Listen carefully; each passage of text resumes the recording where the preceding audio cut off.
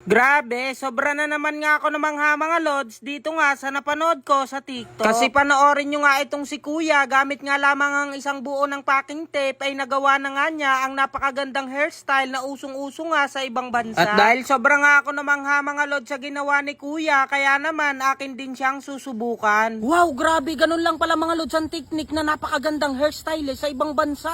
Nilalagyan lang pala yun ng packing tape dito sa ibabaw. Grabe, sobra nga ako namangha dun mga lods. At kalimitan ko ngayon napapanood ay sa mga lumalaban nga ng mga pageant. Ngayon susubukan natin yun mga lods kung magagawa ba natin yun. Ngayon may packing tape nga ako dito. Ayan, sakto namumunga na nga ito mga lods. Saging ko ng packing tape. Ayan, susubukan na natin dito mga lods sa aking asawa. Susubukan natin kung kaya ba natin gawin yung ganong hairstyle na usong-usong nga sa ibang bansa. Grabe, trending na trending nga yun ngayon. Ayan, susubukan na natin dito sa aking asawa.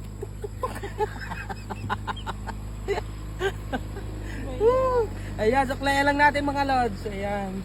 Tingnan natin kung magagawa natin yon. Pamuyod. Pamuyon natin dyan. Ito.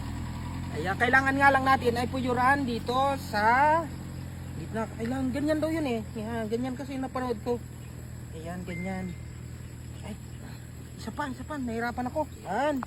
Ang haba-haba kasi ng buhok nitong asawa ko. Kaya ayan ngayon, susubukan talaga natin yun mga lods kung magagawa ba natin yung ganong hairstyle na gamit nga lamang ang packing tape.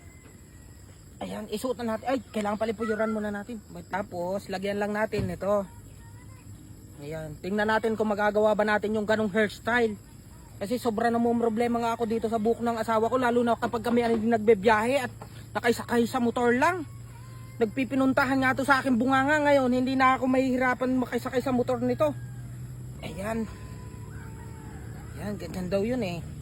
Tapos, kailangan lang natin ay pagbaba pa natin. Yan, parang pangit yung kan ko pagkatali Ayan, tapos ilagay lang daw natin tong packing tape sa gitna para magawa natin yung ganong hairstyle. Ito kasi yung napanood ko. Packing tape lang pala ang katapat nun. Abi, sobrang dami ko nga mga napapanood nun sa ibang bansa. At saka sa mga lumalaban nga ng pageant. Ayan, ganyan lang daw yun ganyan. Ayan. Wow, grabe. Totoo nga yun mga lord. Ilagay na lang natin to. Ayan, natin.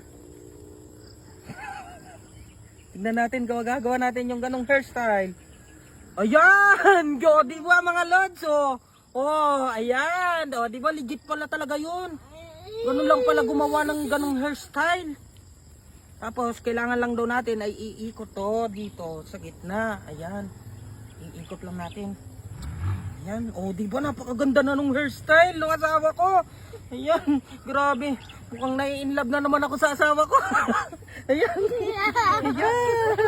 Ayan. Kulang tayo ng panali. Ayan. Iikot lang natin dito. Di ba nagawa natin mga lods? Grabe, legit siya. Ayan, di ba tingnan niyo mga lods, napakaganda ng pagkagawa ko.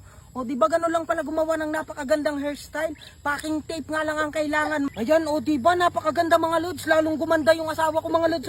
Kung makikita nyo naman, di ba napakaganda? Parang may nakapatong na steel wool sa ibabaw ng buhok niya. Di ba napakaganda mga lods?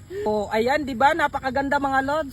Ayan, kung mapapansin nyo, napakaganda ng pagkagawa ko ng hairstyle. Ayan, tumingin ka sa kaliwa at kanan. Di ba napakaganda?